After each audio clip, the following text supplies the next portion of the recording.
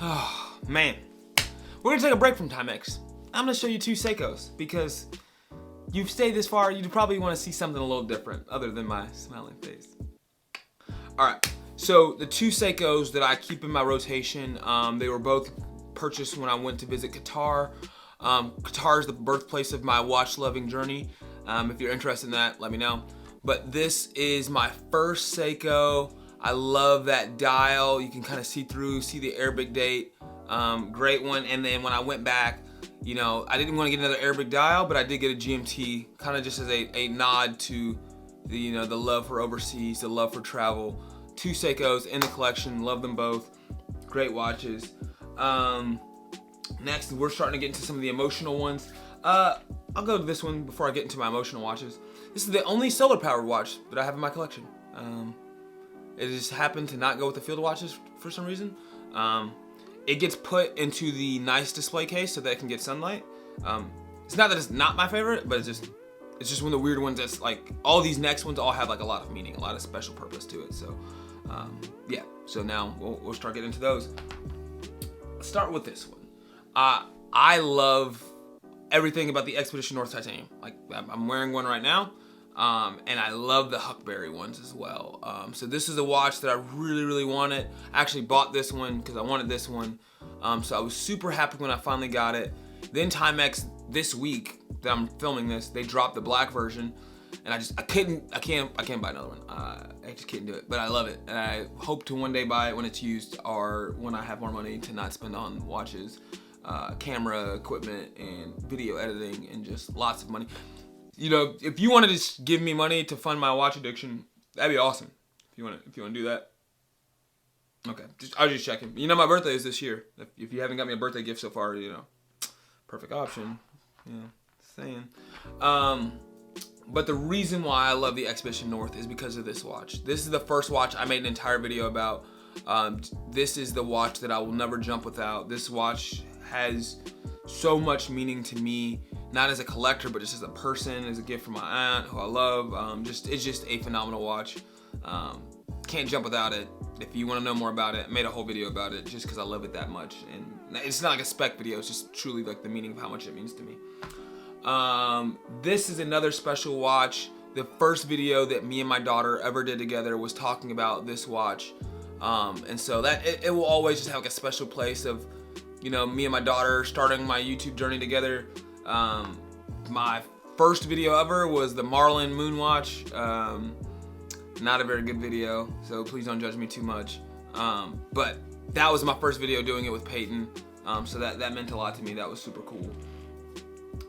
Next up, we're gonna go into my very first limited edition watch ever. And this was a limited edition collab 1 to 500. You saw the white version, but this one's a little bit special because it was my very first 1 to 500 watch. Just a really cool watch, just a memory. My boy Clyde helped me get this one, so shout out to Clyde. My boy Daryl, aka, you know what I mean, the big Daryl, aka Slapback. Mick Don't Give a Love. And then also my boy Fran, you know, appreciate you boys for always supporting me. I doubt you guys watch this far because you actually aren't watch people, you just support me because it's me. But if you did make it this far, I love you boys, appreciate y'all. Next up, we're gonna go with the watch that I got for my 30th, I think it was my 30th birthday? Yeah, I don't know how old I am anymore. This is the Timex Unveil. You don't see a lot of these, but I think it's super cool. The completely just, there we go. Completely open case, you can completely see everything. I will say it's actually not very legible, but it's a fun watch, and it was a birthday gift for my wife. I loved it. This was technically my first Grail watch before I understood it. Like, this was the watch that I like really, really wanted and I couldn't find. So this had been on my like list since the first month of collecting. I think it was my initial love for automatic movements and wanting to be able to see the movement that made me fall in love with this watch so much. And so, super cool one, special one in the collection. Man, we're down to 3 watches. Wow. If you have stayed this long, thank you so much for your support. You could have spent your time anywhere in the world, and you spent it listening to me talk about my Timex collection. And that really does mean a lot to me. when I started this journey, I didn't know if anyone would ever watch or listen or care about some random dude collecting Timex watches. And so far, the community has really come around me and made me feel welcomed. You know, in the world of Rolexes and Grand Seikos, I talk about Timex. And so there's not always a place for people like me to talk about these things, but it's cool to know that there's others who support it. It's also awesome to get to spend this journey with my daughter, Peyton, and Malia. Malia doesn't come on video often because she barely speaks English. Yeah, you scoot around. But, what do you want to say? You want to sit in my lap? Okay. But yeah, so it really does just mean a lot to me that you guys are willing to stay this far and watch this video. I just really want to say thank you. Yeah, words don't give it justice. So just thank you so much for being here. So now we'll go into the final 3 watches. I'll start with. What about those ones? I already went those, baby. Oh. I'll start with this one. So this is the Timex James Brand collab. This watch was incredibly special to me because it was the very first time that Timex made an automatic movement with the GMT. And then I actually bought this watch while I was on a flight. I had to buy Wi-Fi so I could make sure to pick it up when it dropped. They just recently dropped the blue one, which I actually like the dial more, but the story behind this one is better for me. And I was on my way to Qatar, heading back out there, heading back to the birthplace of my watch journey, and just this is the watch that I actually wear. I just wear it a lot. I really enjoy it. I think it's very comfortable. I just love this watch, and it was cool to be able to buy Timex on the way to the place where I started my love for Timex, and yeah, just an overall great watch. My last 2 watches I'm gonna share with you guys is the second of my Giorgio Galli S1s. This is the blue one. I bought this one brand new. This was kind of like a transition moment for me. This was one of at the time, my most expensive watch purchase. And it was, yeah. I think the design is incredible. I think it's a beautiful watch, and I think it was a major step for Timex in their history and moving into more of an upscale market.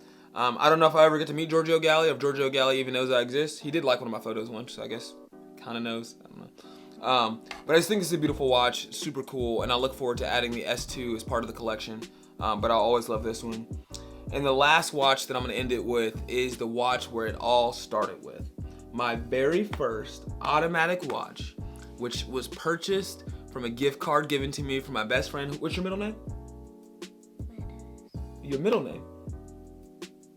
Peyton Riley. Uncle Riley, my best friend, the best man at my wedding. I'm named after Riley. You are named after Riley. This is a gift. The money he gave me helped me buy this watch, and it really helped lead me down this path. And so the amount of time I've spent looking at that automatic movement and that open heart, I just thought this was a fitting way to end my State of the Collection video. See, she's yawning. It's been such a long time. So ending. You still got a little bit more energy? So I'm ending it with this one. That is my State of the Collection. Over 150 watches shown. You've seen everything from the 1950s, modern day, limited editions, digis, divers. 1950s? The 1950s. That's the oldest watch I got. Yeah. I thought they were the 1970s. No, not the 1970s. But I thank you so much for staying tuned so long. Hopefully next year, I'm just gonna say, hey, here's the update of the new watches I got. Cause who knows? I may maybe buy another 150. That's another camera. But thank you guys so much. You could have been anywhere in the world and you chose to spend your time with me and Peyton. And for that, we are incredibly thankful. God bless you, your collection. And just let me know what you think in the comments down below. You can say it. Peace. Not yet, baby. Oh. Let's wait. Okay, I'll tell you when it's time to go. Okay. Filming with kids is difficult. Thank you so much for tuning in to this point. You could have been anywhere in the world and you chose to spend your time with me and Peyton, and I'm incredibly thankful. Please let me know in your comments down below. Just let me know that you made it this far, and I promise I'll go to your Instagram, like all your photos, I'll follow you, subscribe. I just really appreciate you guys. You could have been anywhere in the world, you spent it with us, and like that means a lot. So God bless you and your collection. And Peyton, go ahead and hit it.